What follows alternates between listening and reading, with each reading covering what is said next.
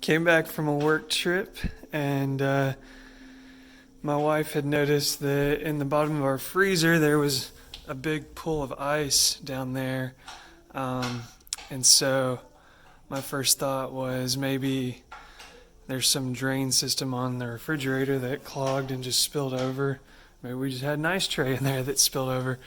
So anyways, I saw and read some stuff on the internet where people had mentioned that your fridge's drain system can freeze over, and when it goes into an automatic defrost mode to kind of defrost these coils in there, it will, if there's a frozen cube in there or a frozen piece of ice, that water that comes down from the defrost is just gonna fill up here, and then it's gonna spill over into your freezer. And there might be also the same system in a fridge. I haven't taken that thing off yet to find out. I didn't have any issues in my refrigerator.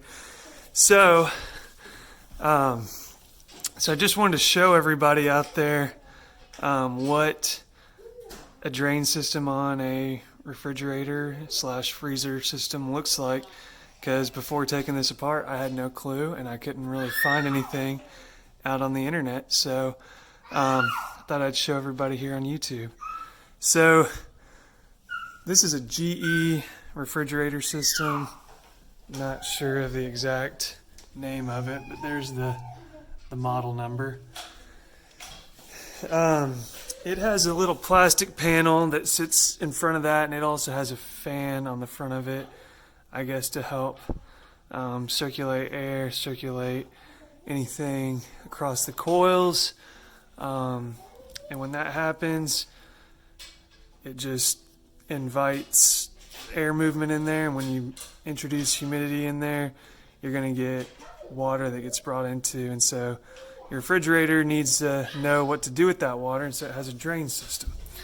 So if you see here, that water, you can see it dripping right now, drips down from the coils when it goes into defrost mode, and it ends up going right down that drain.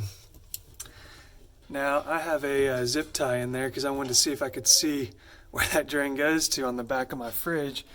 And lo and behold, I found out once I had removed this little panel on the back side that goes right there. There were just like 6 screws holding it on. But if you go back here, and you go down here and look at the system, you notice that what I noticed was there's this tube right here that runs down, and then it kind of curves up so that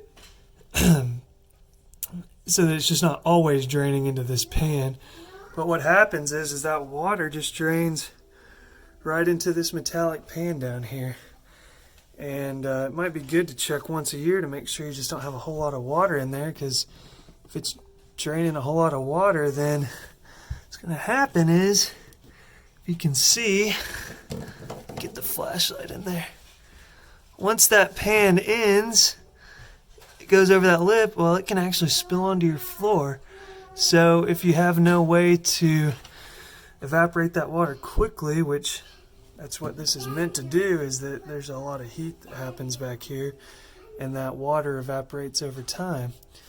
So if for some reason your refrigerator's having issues, you could potentially, if you have a lot of moisture in your freezer, you could drain over this pan and then damage hardwood floors if you have them, or you could cause water damage back here where your fridge sits. It could just do a lot of damage. But anyways, I just kind of wanted to showcase this whole system on the refrigerator / freezer. And so I'll show you the top of it. Just drains right down there into the tube, and then you can see now it's just little bits of trickling water coming out. But I hope this helps. If you have any questions or comments, feel free to leave them in the comments section. I'll try to answer them.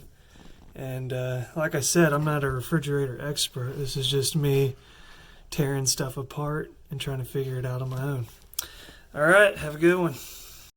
Alright, and two, just to not let it fill up this pan, I'm trying to get some of this water out, and I'm just squeezing it into a Tupperware dish.